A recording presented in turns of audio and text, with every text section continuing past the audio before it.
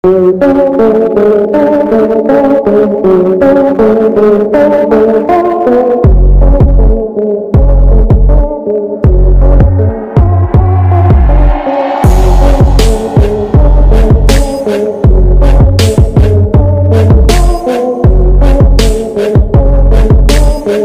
baret merah berkumis tebal ini pernah jadi Dan Grup 2 dan Wadanjen Kopassus. Ya, dia adalah salah satu jenderal Kopassus yang punya ciri khas berkumis tebal. Di Kopassus sendiri ada beberapa jenderal yang punya ciri khas berkumis tebal. Di antaranya adalah Jenderal Faisal Tanjung yang pernah jadi Panglima ABRI. Jenderal Kopassus berkumis tebal lainnya adalah Letjen Sintong Panjaitan, Jenderal baret merah penumpas PKI yang pernah jadi Komandan Kopasanda.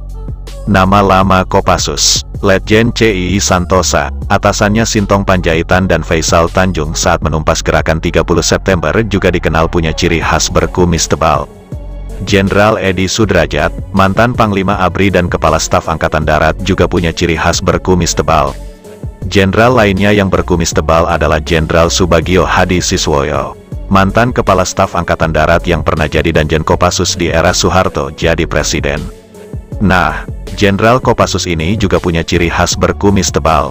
Dia pernah jadi Komandan Grup 2 Kopassus. Dia juga pernah jadi Wakil Komandan Jenderal, Wadanjen Kopassus. Siapa dia? Dia bernama Sofyan Effendi.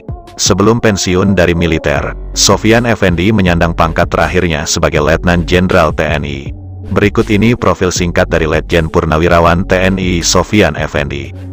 Jenderal Kopassus berkumis tebal yang pernah jadi Dan Grup 2 Kopassus dan Wadanjen Kopassus ini. Letjen Purnawirawan Sofyan Effendi lahir pada tanggal 25 Juli tahun 1943. Dia lahir di Biren, Aceh. Letjen Sofyan Effendi merupakan lulusan Akademi Militer Nasional, AMN, pada tahun 1965. Sekarang AMN bernama Akademi Militer, Akmil, Akademi Pencetak Para Jenderal Angkatan Darat. Sejak lulus dari AMN, karir militer Sofyan Effendi banyak malang melintang di Korps Baret Merah. Di Kesatuan Pasukan Khusus TNI Angkatan Darat ini, Sofyan Effendi pernah jadi Komandan Peleton, Danton, di Grup 3 Kopassus. Dia juga pernah menjadi Komandan Kompi di Grup 3 Kopassus pada tahun 1966.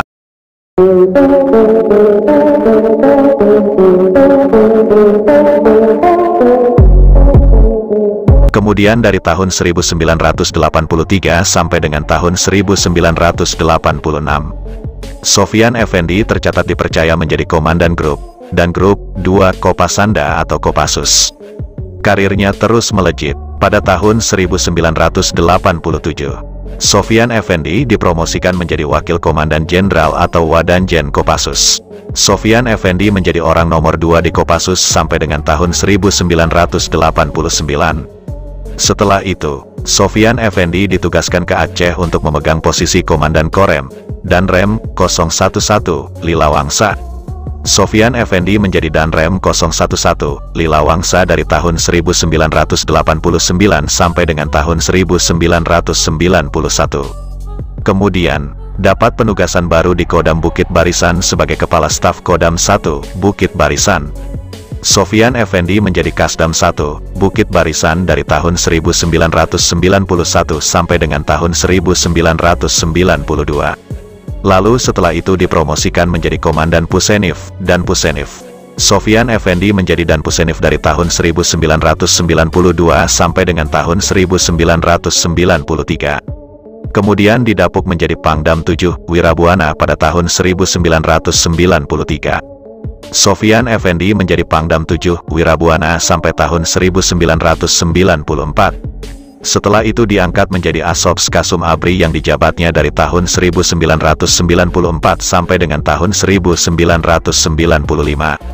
Setelah itu pada tahun 1995, Sofyan Effendi dapat penugasan baru sebagai Aster Kasum ABRI. Sofyan Effendi menjabat Aster Kasum ABRI sampai tahun 1996. Pada tahun itu juga, Sofyan Effendi dimutasi menjadi Asrenum Panglima ABRI. Baru kemudian diangkat menjadi Gubernur Lemhanas. Sofyan Effendi menjadi Gubernur Lemhanas sampai tahun 1998. Kemudian bertugas di lembaga sipil yakni sebagai Sekjen Depdiknas dari tahun 1998 sampai dengan tahun 2000. Setelah itu, diangkat menjadi penasehat Menhan Bidang Politik dan Keamanan pada tahun 2000. Sofyan Effendi menjadi penasehat Menhan Bidang Politik dan Keamanan hingga tahun 2005. Sebelum akhirnya dipercaya menjadi staf khusus Menteri Pertahanan Bidang Politik Hukum dan Keamanan. Sofyan Effendi tercatat menjadi staf khusus Menteri Pertahanan Bidang Politik Hukum sampai tahun 2009. Dikutip dari artikel yang dimuat di Wikipedia, selama masa baktinya, Sofyan Effendi telah beberapa kali ditugaskan di luar negeri.